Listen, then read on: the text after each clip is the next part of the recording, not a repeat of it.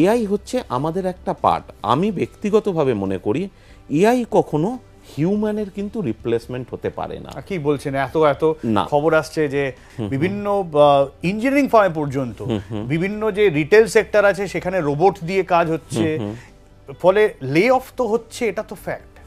ফলে এআই কাজ খেয়ে নেবে, এই ভয়টা খুব একটা অমূলক তো নয়। এআই, প্রথমত আমি ফার্স্টে বলবো এআই কি। এআই হলো একটা নতুন কোনো টেকনোলজি, আর যাকে আমরা বলছি আর্টিফিশিয়াল ইন্টেলিজেন্স। ধরা যাক কোনো একটা অর্গানাইজেশান, সেই অর্গানাইজেশান চাইছে এআইকে ইমপ্লিমেন্ট করবে। এআই কিন্তু নিজে নিজে কখনো ইমপ্লিমেন্ট হতে পারে না, তাহলে এআইকে আমায় করতে হয়। এবং এই এআইকে ইমপ্লিমেন্ট করতে গেলেও আমার কিন্তু এমন একজন ব্যক্তির দরকার, যেই ব্যক্তিটির এআই এর এ এবং আই সম্পর্কে আইডিয়া রয়েছে। তাহলে কি এলো, এআই এর প্রথম ধাপ হচ্ছে এআইকে কোনো অর্গানাইজেশনে ইমপ্লিমেন্ট করতে গেলেও কিন্তু আমার একজন হিউম্যান বিংয়ের দরকার হচ্ছে। সেকেন্ড পয়েন্ট, এআই কিন্তু কখনো কারো চাকরি খেয়ে নেবে এই ধারণাটি সম্পূর্ণ ভুল। ভয়ের কোনো কারণ নেই। ভয়ের কোনো কারণ নেই। চাকরি তাহলে কার খাওয়া যাবে? ধরুন দুজন ব্যক্তি রয়েছে, একজন হচ্ছে এক্স, একজন হচ্ছে ওয়াই। এক্সের কাছে এআই এর নলেজ রয়েছে, ওয়াই এর কাছে এআই এর নলেজ নেই। এক্স যার কাছে এআই এর নলেজ রয়েছে সে রিপ্লেস করবে ওয়াইকে। যেমন আমরা যদি টেলিকম সেক্টরের কথা বলি, তাই তো দাঁড়ালো, বেশিরভাগের কাছেই তো নলেজটা এখনো পর্যন্ত নলেজটা নেই। তাহলে কি করতে হবে, যখন কোনো মানুষের লে অফ হচ্ছে, যে সমস্ত ব্যক্তিদের লে অফ হচ্ছে তাদের কি করা উচিত, এই মুহূর্তে তাদের এআই এর নলেজ নিয়ে নেওয়া উচিত, নিয়ে আবার কিন্তু তারা জব পেয়ে যাবেন। এআই টেকনোলজিকে ছেড়ে দিয়ে আমরা যদি টেলিকম ইন্ডাস্ট্রির কথা ভাবি, দেখা যাবে 2Gতে, যখন 2G টেকনোলজি ছিল, যে ব্যক্তিরা 2Gতে কাজ করেছে তারাই কিন্তু 3Gতে কাজ করেছে, তারাই কিন্তু 4Gতে করেছে, বর্তমানে 5Gতে করছে। আবার ভবিষ্যতে যখন 6G আসবে সেই সেম ব্যক্তিরাই করবে। এআই এর ক্ষেত্রেও কিন্তু ঘটনাটা সেই রকমই। এবং দিন যত এগোবে এআই এর ততটা আপগ্রেডেড ভার্সান আসবে। এবং যারা এই এআইকে একবার ট্রেনিং নিয়ে নিচ্ছে এবং এআই ভার্সানে কাজ করছে, তারাও কিন্তু সময়ের সঙ্গে সঙ্গে আপগ্রেড করে তারা এগিয়ে যাবে। এআই এর বেসিক নলেজ কি সবাই নিতে পারবে? আমি যদি এখন চাই, আমি কি পারবো? প্রত্যেকেই পারবে। আমি তো আইটি রিলেটেড কিছু নয়। হ্যাঁ, তার কিন্তু কোনো মানে নেই। এবং মার্কেটে বিভিন্ন রকমের প্ল্যাটফর্ম রয়েছে, বিভিন্ন রকমের ইনস্টিটিউট রয়েছে, যেখানে ফিজিক্যাল কোর্সও করানো হয় এবং ভার্চুয়াল মোডেও কিন্তু কোর্স অ্যাভেলেবেল। চাইলে কিন্তু যে কোনো ব্যক্তি এআই এর নলেজ নিতে পারেন। এবং শুধু এআই নয়, এআই এর সঙ্গে সঙ্গে আরও অনেকগুলো নতুন এমার্জিং টেকনোলজিস এসেছে, যেমন মেশিন লার্নিং, ডেটা সায়েন্স, এই সমস্ত টেকনোলজিগুলো অবশ্যই ডেটা অ্যানালিটিক্স, এই সমস্ত টেকনোলজিগুলো কিন্তু আগামী দিনে আরো বুমিং হবে। ধরুন আমার স্টার্টআপ আছে, আমি আপনার কাছে যাচ্ছি, আমি গিয়ে বলছি আমার এরকম এরকম লোক লাগবে, সেটা আমাকে মেনশন করে দিচ্ছি, আপনি কি করছেন? আমার কাজ হচ্ছে প্রথম আপনার রিকোয়ারমেন্টটাকে অ্যানালিসিস করা। শুধু রিকোয়ারমেন্ট অ্যানালিসিস মানে আপনার শুধুমাত্র জব ডেসক্রিপশন অ্যানালিসিস নয়।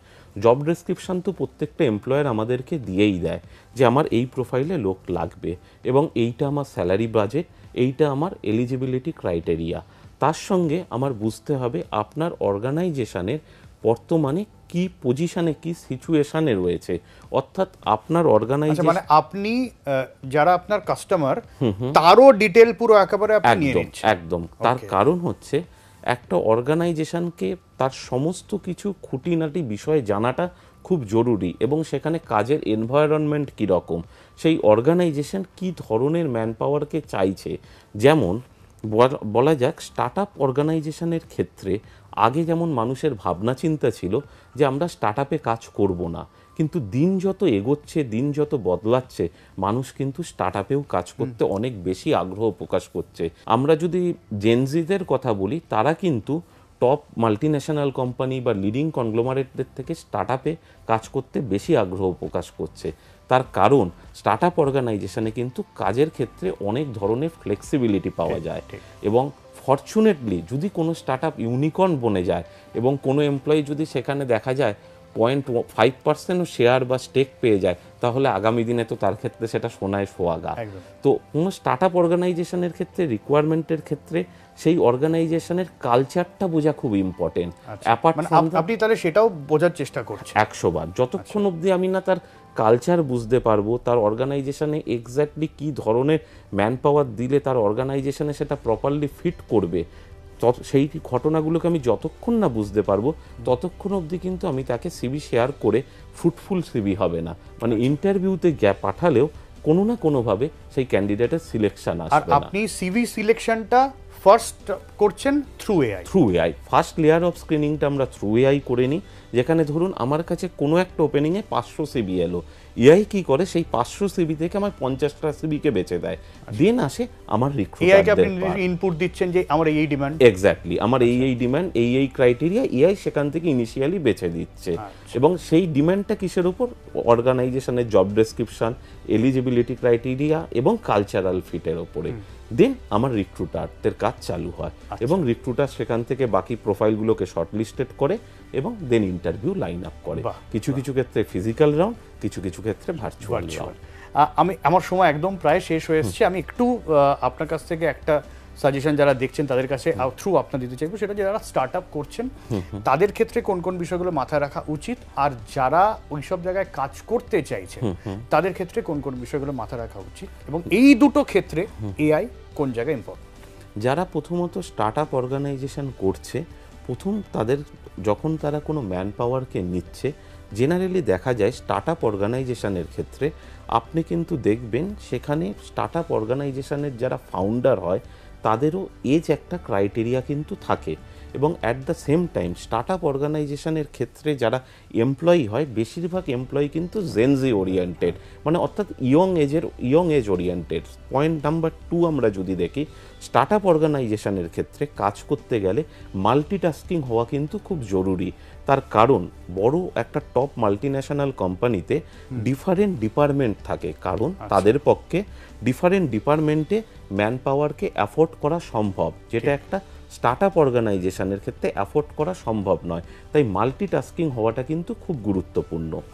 এবার আমি আসি এমপ্লয়ের দিকে, অর্থাৎ একজন এমপ্লয়ি যখন স্টার্ট আপ অর্গানাইজেশনে জয়েন করবে তাকে মাল্টিটাস্কার হতেই হবে।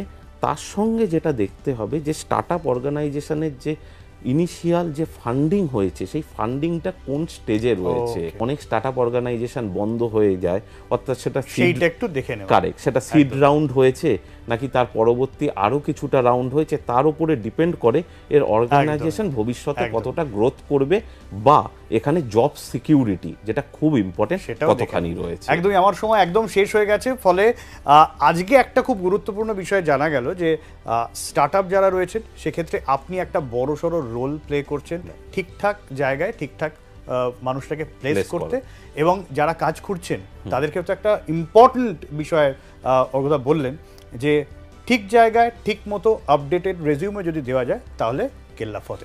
থ্যাংক ইউ অর্ঘদা, আজকের মতো এখানে শেষ করছি। সঙ্গে থাকুন জি 24 ঘন্টা।